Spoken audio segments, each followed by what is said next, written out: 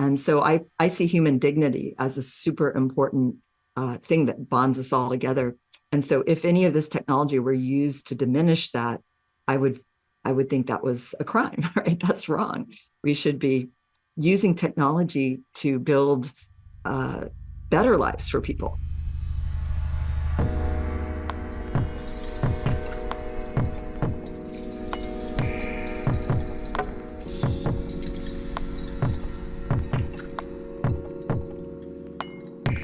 Hello, everyone. My name is Stephen Parton, and you are listening to the Feedback Loop on Singularity Radio.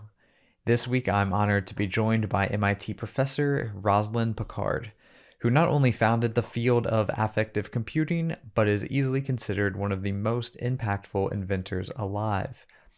In this episode, we explore affective computing and its many impacts on society, which takes us on a tour through concepts as wide ranging as manipulating emotions, treating health challenges, surveillance, social robots, and a whole lot more. And with that, let's jump into it. Everyone, please welcome to the feedback loop, Rosalind Picard.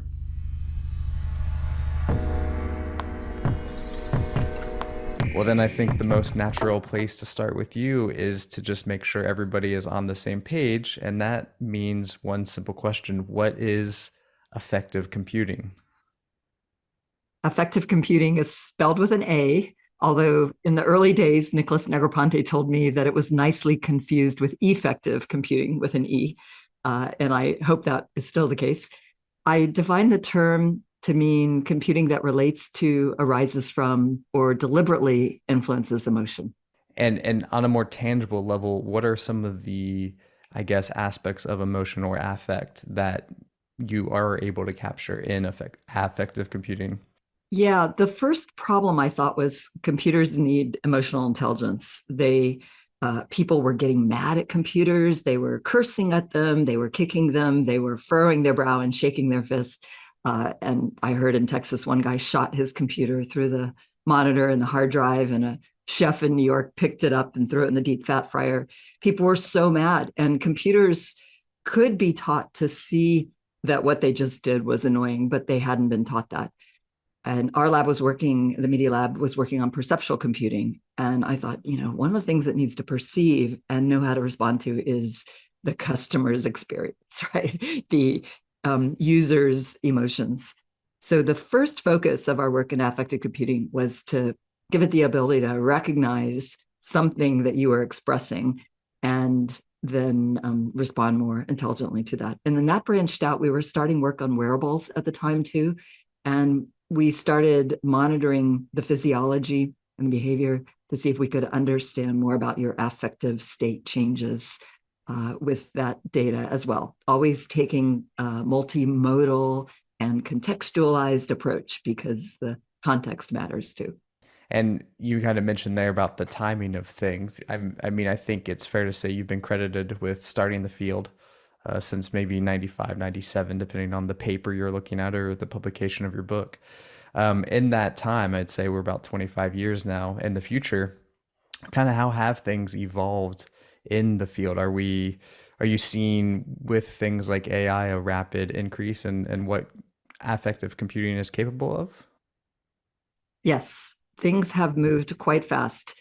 I think the emphasis on in computer vision and deep learning in particular has accelerated the facial expression recognition and more gestural and body movement analyses, and of course textual analysis, sentiment, speech, interpreting how something is said, and mining lots of data online also for uh, improving, as we know with chat GPT and GPT-3 and things like that, much more large language modeling that is giving a bit more sophistication to those affective dialogues right now. Although machines still have no feelings, they don't think, they don't know, they don't really learn. It's just our language that is wrong when Right. it comes to a lot of how we describe it. Do you think that's going to change? Good question. I think we're getting better and better at simulating the appearance of these human like traits or traits that we attribute to other animals. We we can, there's the old saying of if you want to catch a liar in lie detection, keep them talking, right? And with the machine, you know, for short assessments, you can fool a lot of people. For really long assessments, you'll probably suss out the problems. Mm. So you think in shorter interactions in the near term, it might be more convincing, but as we get into more kind of robust experiences and relationships with technology, it might fall apart a bit until we maybe make some major advancements. Yeah, and it depends what you mean by fall apart. Like, do we really want to misrepresent these machines as having all of these abilities in the same way we do? Uh, there may be a place for that, but in general, I'm not a fan of uh, not telling the truth, right? I like to tell the truth. I like to be upfront and honest.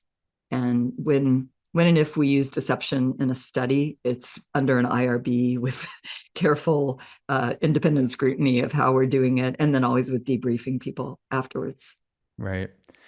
Are there any aspects of affective computing that maybe are really common in our day-to-day lives that a lot of people just don't realize are there? Is there a lot happening behind the scenes that maybe the average person just doesn't realize is happening? There is, if you are calling a call center and you're an angry customer or the occasional happy customer, there is vocal affect analysis. Certainly in voice assistants, people who use the Siri, Alexa, and similar, they have huge teams paying attention to the affective state of the caller, of the speaker. There are increasingly deployments with face expression analysis. A bit controversial because, as you can imagine, there can be misuse of that as well. Actually, there can be misuse of all of these kinds of technology. So there are, attempts to tell if people are being authentic, and there's a lot. There's a lot out there now. There's also a lot of wearable affective data that is now understood to be critical for health, really important for mental health, for neurological disorders like epilepsy, for MS, for lots of different things. And as we learn about those connections between our affective system and every organ in the body, we recognize that modeling and understanding how our affective state changes can help us better manage disease and I think prevent a lot of illness too. Yeah, are these devices that you're talking about, are these often ones that are very targeted towards particular illnesses or diseases, or is the regular old Fitbit or Garmin that somebody has, is it able to really do much to provide that same kind of data? Does the oxygen tracker and the galvanic response, is this really telling us enough to kind of have that same impact, or does it need to be more specialized? You need to be smart about how you use these things. Hmm. And it depends what you're trying to conclude from it. If you're trying to Hmm. just look at one output data point from these things, I'd be really skeptical of whatever people are claiming with that. Uh, Also, if you're doing studies with them, which we do at MIT a lot, and full disclosure, I'm a co-founder and shareholder of Empatica. It's Italian for empathetic, spelled with the E. And at Empatica, we partner with people doing studies in industry and academia, lots of different kinds of research studies. And what we find is that you still need to do a lot of extra work. You can't just read one Hmm. value from the wearable. You need to contextualize the values. You need to look at them in the context of time, what's typical for a person's rhythms. You need to look at signal and noise, which can be different things depending Yeah. upon what you're focused on. And there's a lot of smarts you have to have about it. Also, I highly recommend, and I'm not the only one, getting the raw data if you're doing real scientific analyses. JP Anella blogged recently at Harvard about his experience downloading heart rate variability data from a extremely well-known consumer wearable that a lot of people were using in studies. And the old data he downloaded, and then he went and he downloaded new data. And then just to have it all in one place, they re-downloaded the same old data. Uh, and to their shock, the heart rate variability had changed significantly. Wow. In fact, it would change. It completely changes the results in their study, which is horrifying, right? Like, how can this happen? This is a heart rate variability. It's a very well known thing. Well, actually, there are multiple ways to measure it, but the underlying signal, the photoplethysmograph, and you extract the interbeat intervals, and then you do frequency analysis or other kinds of processing on it.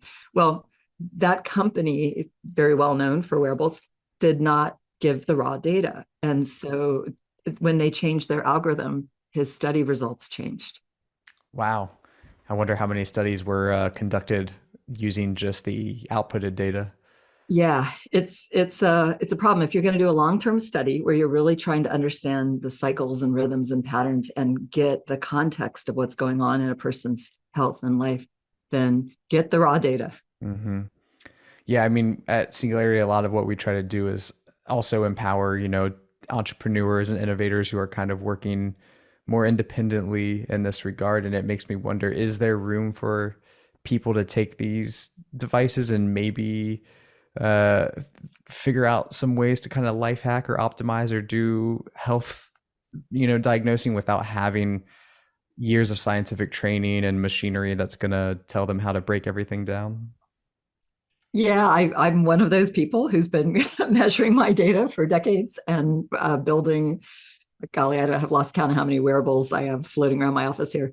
We have we've been learning so much, and I continue to learn a lot. We've had the blessing of working with neurologists who do surgery, and they go deep in the brain. And these patients with epilepsy, bore a hole in your skull. These are not the things they'll let people like me sign up for unless I suddenly get a really bad case of epilepsy. And then they go in and they can directly stimulate these regions of the brain that they're interested in, obviously, for treating the seizures. I'm interested in because these are the centers of emotion and memory and attention and stress and anxiety and pain and things that we want to help people, better manage. So as they get that data, we get the wearable data, and we start to learn just how complex, but also how much more interesting and specific these interactions are than we thought. Like, for example, you mentioned galvanic response, which is the old term that we now call electrodermal activity. I think that's what you're referring to. Hmm.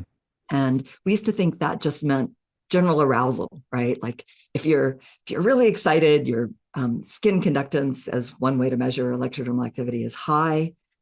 If you're stressed, if you're trying to hide a lie, this is one of the key signals used in lie detection. That sympathetic nervous system response kicks Hmm. in, fight or flight, your palms get sweaty. And so we used to think this was like a singular arousal level. Now we know from the direct brain stimulation and more fine-tuned studies of different kinds of anxiety that actually it's a patterned signal. You can get different responses on the wrists and the palm, on the left, on the right, and they mean something. And they're different in different stages of sleep and a whole lot of other really, really interesting conditions. So what we originally thought was just like a sweat response when you were stressed turns out to carry all this fascinating neurological information. So let me see if I understand this correctly. Are you saying that basically, rather than just looking at are you parasympathetic or sympathetic, you're Mm-hmm. actually looking at, different parts of the body may indicate different aspects of stress? Is that what you're saying? Yes, exactly. Wow. And the first time I saw something like this, I'm like, what is going on? Our sensors must be broken, right? I saw a kid who was wearing two skin conductance sensors and motion and temperature on his left and right wrists. And one side went through the roof and the other side wasn't responsive. Hmm. So I thought, well, if the non-responsive is broken, and flat, or the through the roof is, like a short circuit or something. So I was debugging, and I'm an electrical engineer by training. And none of my proper engineering explanations worked. So I gave up and I resorted to the kind of debugging that I'd never done before. I picked up the telephone and called a student at home on vacation and said, "Hi, sorry to bug you on vacation. Any idea what happened?" And I gave him the date and time and the signal. And this was his little brother's data, Hmm. who had autism.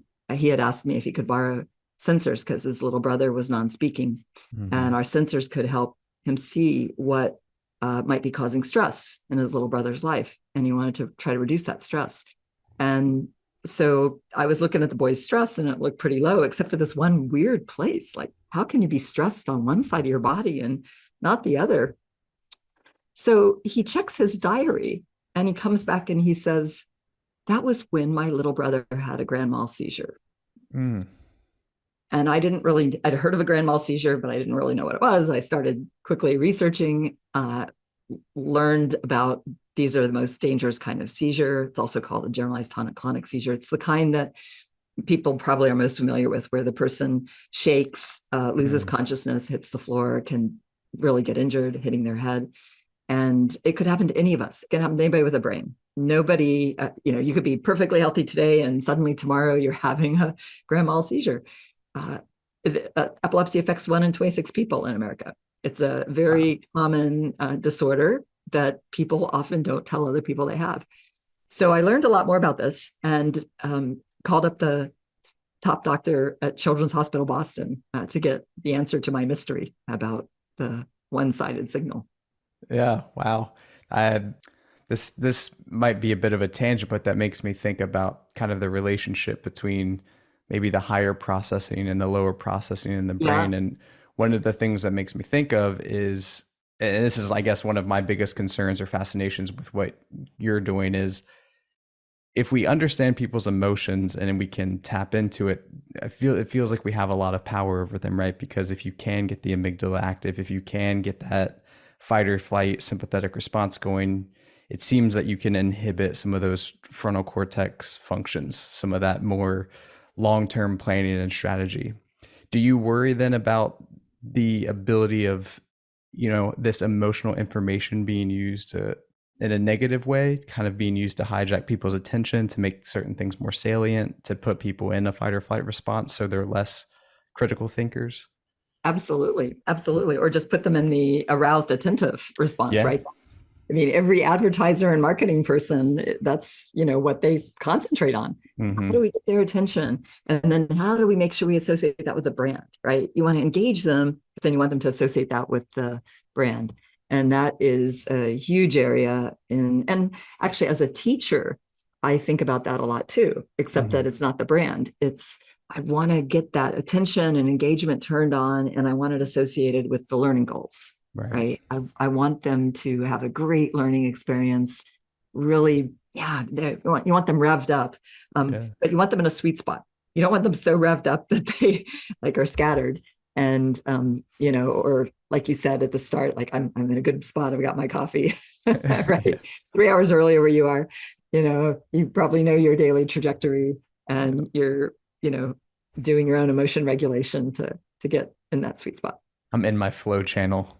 Yeah, it's a great place to be. That's where we all want to be. And so that's one place where the wearable devices are really interesting, for people to learn about what do I look like in the conditions that precede me getting into the state I want to be in, Hmm. usually for somebody that's like a flow state.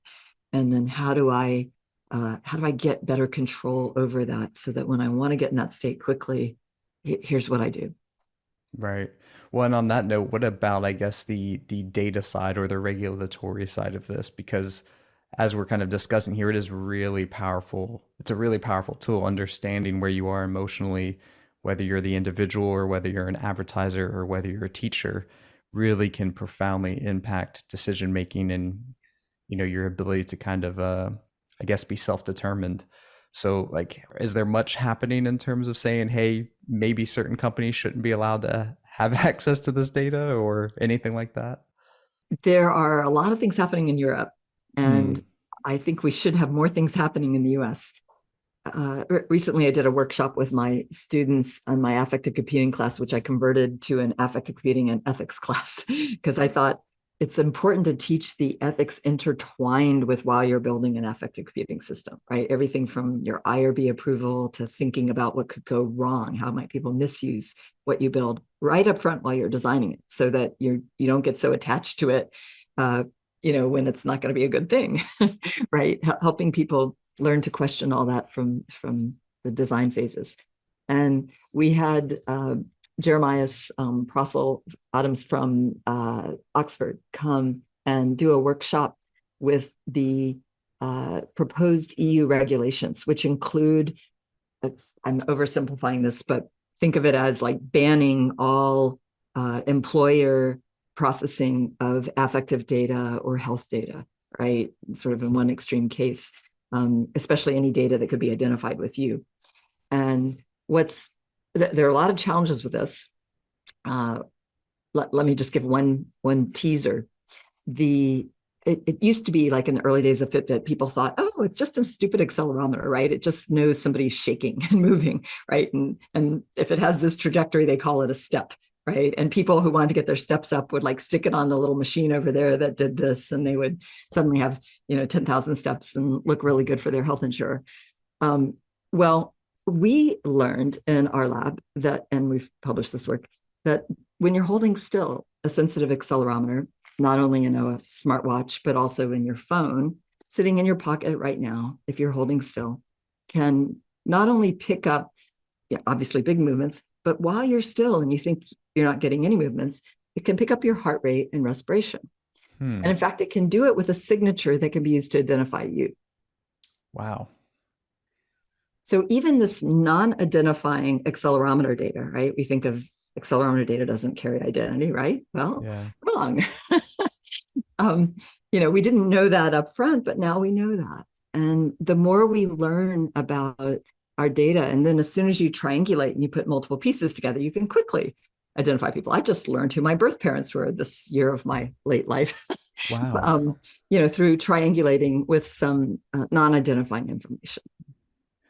Yeah. Do you feel like that approach to, I guess, data and even science is going to have to be updated? Because I recently talked to a woman, Sandra Matz. She was basically talking about how with her work, we're kind of realizing that every bit of data can now be used to identify somebody because there's just so much data mining that can be done. Eventually, you can find your way back to somebody because if you know, where their phone is, if you know where their phone is at night, if you're tracking their GPS, like you probably know where they sleep and their address and these kind of things.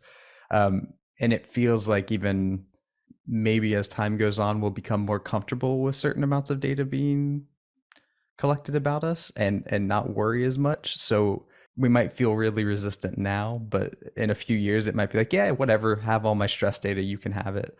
So I guess long story short, like, do you think we're going to see in the coming years a lot of changes in terms of what we consider to be private information or how we consider to ethically manage this data? I hope we see changes. Yeah.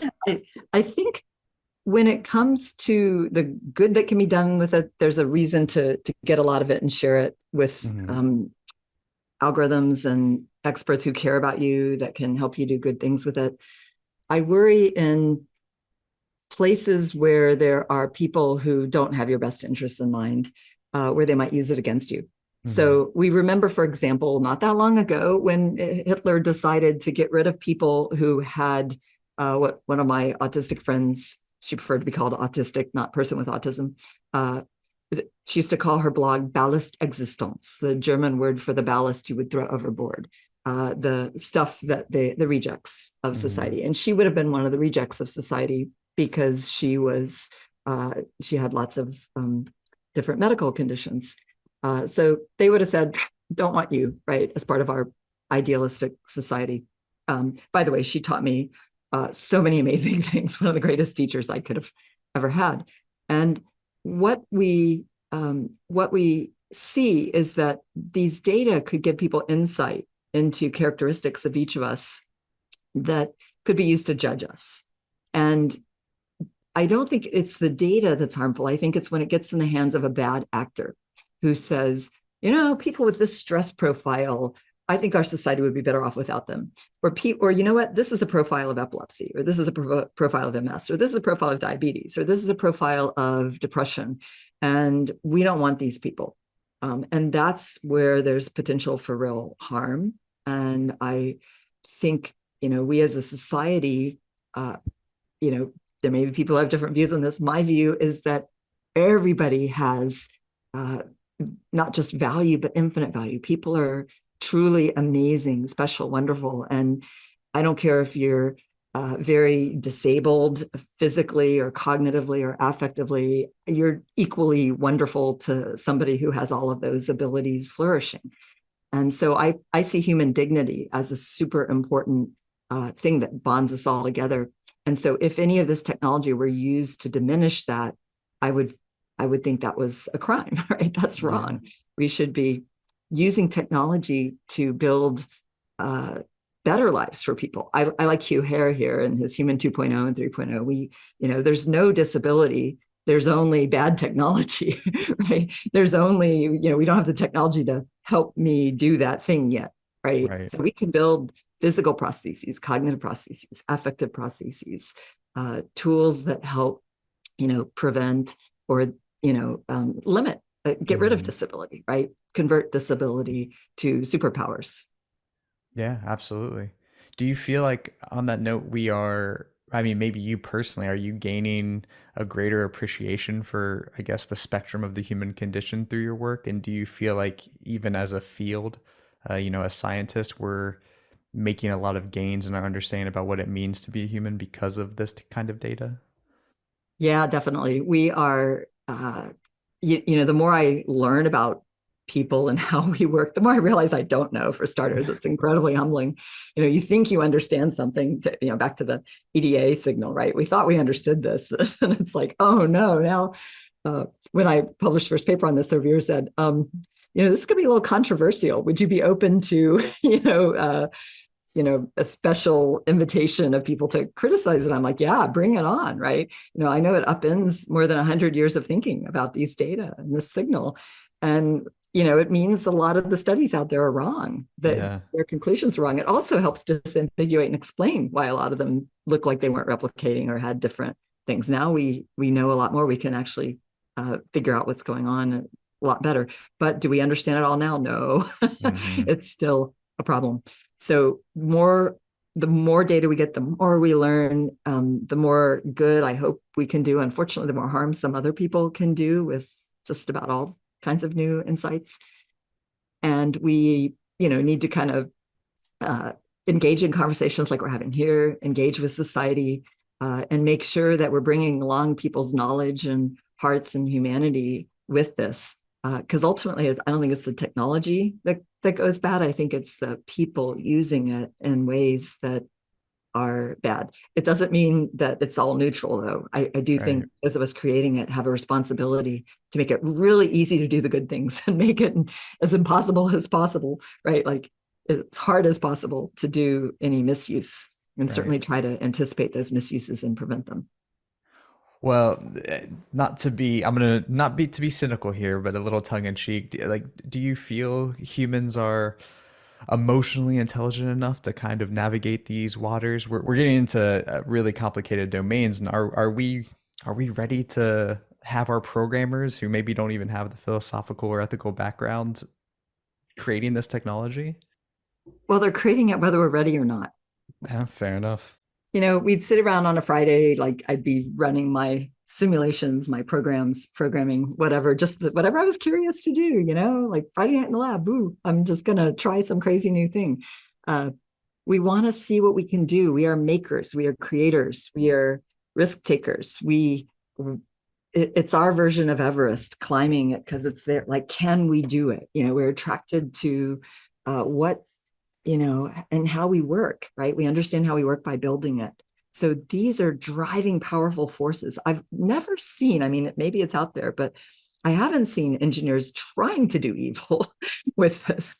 Most people are really trying to do good. However, most of us haven't thought creatively beyond the cool problem we're trying to solve as to how it might hurt people. So, for example, when social networks were set up, they're like, oh, it's so cool. You can connect people. They weren't thinking about how the kid is going to feel on a Friday night or a Saturday morning when they see that their friends were at a party posting all the pictures and they Right. weren't invited and they weren't told, right?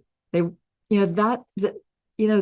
sometimes maybe you would hear about that later, but it wouldn't live permanently in front of you on the feed, right? Hmm. So they weren't thinking through the feelings, the social dynamics, the way that lots of these little negative hits bring somebody down. They and that would require real emotional intelligence and emotional imagination, right? Projection, understanding social interaction. And really, if we had a more diverse team that had non-engineers on it, right, that think through these kinds of scenarios beforehand, maybe that could have been prevented, right? Right. Maybe that could have been thought about and something more clever built that, made that kind of pain less likely. Yeah. And maybe not, I mean, part of the whole idea of singularity is that you can't see past the horizon, and some of the stuff is just, truly so complicated and complex that those second, third, or fourth order effects are really hard to track and imagine. It is absolutely right that we can't see past certain horizons, right? We can build technology to get us higher, seeing further in those horizons. But yeah, I think we have to recognize that we always see as through a glass darkly, right? We don't see it all, and I don't think we will ever see it all in this world, in this life, right? I think we have to recognize we have some limits there, and that's humbling. You've also done some work with Sherry Turkle, I believe, who wrote a book I really enjoyed called Alone Together. And you guys, I believe, did work on social robots. So with that in mind, do you think that we're capable of creating true connections and relationships with technology as we move forward? Do you think these things like Chat GPT and the, I guess, emotional understanding that we're coming to is going to enable us to provide some true benefits and meaning in this domain? True. This is an interesting word here, right? What do you mean by true? If somebody perceives that they really got a benefit, I mean, in the early days of Eliza, the Rogerian chat system, super simple AI, people sometimes claimed they got a benefit from chatting with it, right? It led them in the dialogue to think about something that maybe they needed to think about, and they perceived that as beneficial. So that wasn't by today's standards, that was not a true AI, right? But it was an AI, and it was a true experience, and it was a true benefit. We can also get true harm from some of these systems. I was chatting with Chat GPT, and I won't claim true harm here, but it stated authoritatively things that were made to look right, but that were factually wrong and completely wrong. In fact, you could look up easily online. It's kind of amazing how stupid it was that it wouldn't look up online some basic, simple stuff. But you can't think of everything. The programmers have done some amazing stuff there. And in this particular case, you ask it things like favorite authors' key works or something. And instead of going to Google Scholar and listing them, it fabricates keywords, right? And makes them look like they're real, and they're written by fake authors, and they have fake titles that sound like real titles. And it's just astonishing. So, there's room for improvement, right? I think what it's really good at there is synthesizing things that are different, like Dolly. It's really a great tool when you want to synthesize a lot of new possibilities to consider. Like in Scrabble, they always teach you like keep moving your pieces around. You'll be more likely to spot the word when you've got it. And these tools help you move more pieces around. They help you see more images, see more combinations of words, see possibilities that it speeds up your ability to do that. And I think there is real value and real good in that. There's also harm if people take it as the authoritative, truthful data that it looks like it's presenting. But do you think that we'll actually build relationships with these technologies as they advance? Yeah, I think we can. I mean, we've demonstrated we can build relationships with AIs, even stupid little cartoony ones that say that apologize that their voice is some engineer's idea of natural sounding. Right? They're very cartoony and fake, and yet we have crafted interactions with them that people have for several minutes a day over months. Tim Bigmore did this work on relational agents here at MIT as part of his doctoral work, and then has continued that work building out really effective systems, helping lots of people, for example, with health information and health behavior change, like for months during a pregnancy or months after discharge from hospital. There's still short-term relationships, like months, to achieve something. but they're very effective. They are enough of a relationship that they get you to come back and have some accountability, feel cared for, exchange some information, get some new information, get a reminder of something you're supposed to do, report whether or not you're doing it or need help. Those kinds of what we often call working alliance, like coach, counselor, therapist, somebody you would check in with. What they are not yet is able to understand you like a real human being would, contextualize what you're doing outside of the situation that it's very narrowly scoped to handle. They, if they pretend to be able to do all that, then they're just not there yet. They'll get better and better at pretending at larger things as we give them more context. But they don't have the knowledge or the feelings or the caring that a real human being does. Even though they may have more knowledge in some narrow ways, right? Like we were saying the other day, I may have 2 or 3 anecdotes that fit a particular need. The system might have a million, right? But still, it's got to figure out like which ones matter right now. And that's still hard. That's still something that humans usually better at.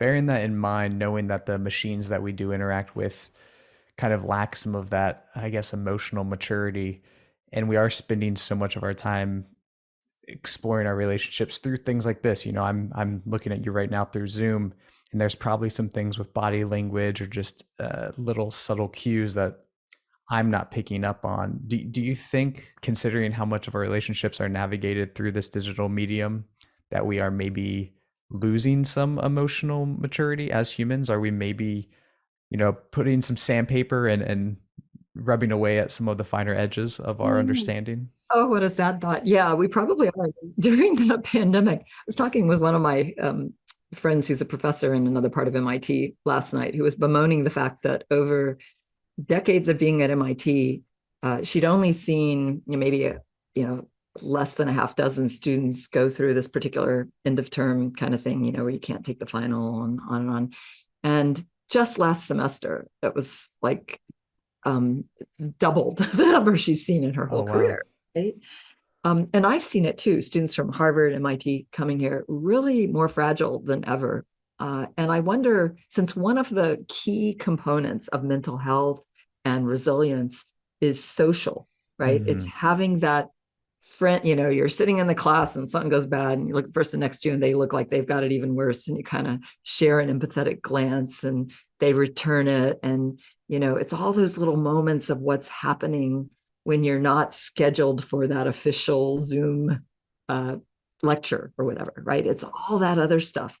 And that is constantly shaping, right? And gosh, is it the Japanese who have the expression, you never step in the same river twice, right? The water, it's always different and shaping you. It's almost like we've removed the river, right? Well, with that in mind, I mean, are you optimistic about where we're going? Like, how do you feel about the future that we're going into with the way we are maybe, learning about our emotion through wearables or optimizing our health or the relationships being, mediated through technology? Like, how do you feel about how things are unfolding in general? I think we've taken a major hit with the pandemic. I worry that this generation, these students, are more fragile than ever. I worry that this generation also that's kind of grown up on social media, though not all of them have succumbed to that, but many who have, they're more fragile. They don't have as many of these how to handle people skills. A lot of them don't. They may be great at handling the social media, but not handling a lot of the complexity of life. I think there's a lot people are doing trying to handle, reduce their anxiety. They have very high anxiety. One key thing is meditation. That does help with anxiety. Problem though is it also tends to reduce motivation, which can mean they're not going to be the go-getters, right? How come they're not going after changing the world? So I am a little worried about what we've let happen. I'm still an optimist. I was told the other day that the plants, the grapevines that have been most stressed, with drought and wind and all that stuff, can produce the best grapes. So maybe this trauma can be turned into something much better. I am an optimist about that. But usually it takes work to do that. And I think as society, we have to commit to, uh, loving one another, even when they're acting in ways that are really, uh, not up to what we expect, and helping out, picking up the slack, helping each other. This is kind of a big question, but in the realm of infinite possibilities with a magic wand, is there a particular issue in the realm of computing or society, the social sciences right now that you wish you could just kind of fix, that you, if you could do anything, you would love to see this regulation pass, or for us to interact with technology in a different way? Like, have you laid up in bed at night and thought, ah, if we could just do this one thing? No, there's not just one thing. If we could change people's hearts instead of writing laws, Hmm. I think that would be better. Uh, write the songs of the nation, not the laws, right? Right. Change the culture, change the hearts, get people to care more about people first, and not as a slogan or whatever. The HCI people and CHI people would argue, are we human computer interaction or computer human? Is it human in the center or human first? I'm like, no, that's not the point, right? The point is, you know, are you trying to build a better future for people, or are you just trying to get something on your resume that's AI related and technology related? And to build a better future for people, I love the African proverb, right? If we're gonna go fast, go alone. But if you're gonna go far, go together. Like, we really do need to build teams that have very different kinds of people who look not only at what we can do, but what we should do. And they bring in lots of different perspectives on the kinds of impact of our ideas, maybe talk us down from some of them, and help us maybe go a little slower, but a little further together. Yeah, I love that. I don't want to ask you any more questions to take away from that final note. But I will, before we go, offer you just a chance to give us any final words. I mean, that was beautifully said, but do you have anything at all that you'd like to tell people about that you're working on, or something you'd like to just share with people, closing sentiment, anything at all? I mean, I'm really excited about the way that technology is helping people get people together. Uh, for example, people with epilepsy who've been scared to tell somebody that they have it, are now encouraged to tell people, add them to your care app, make sure you're not going to be alone when you have a seizure, make sure that you use an alert app. We Full disclosure, as I said, Empatica makes one that's FDA cleared. But make sure you're not alone. Whatever tool you use, make sure that you reach out to people and find out what they're struggling with, and offer to be there for somebody. And that way, everybody can be a hero, right? To be there to help another person. And I think when we look at when AI and technology are most effective, it's when they're used with people to help people do things better. And they don't always help people do things better. Sometimes they help us do things worse. So even if you're not an AI or technology person, we technology people need you to be a part of the conversation going forward. We need you to help envision what could happen, what would be terrible, what we don't want to have happen, what would be better to have happen, and give us that feedback so that we help shape the kind of future that everybody's excited about being a part of.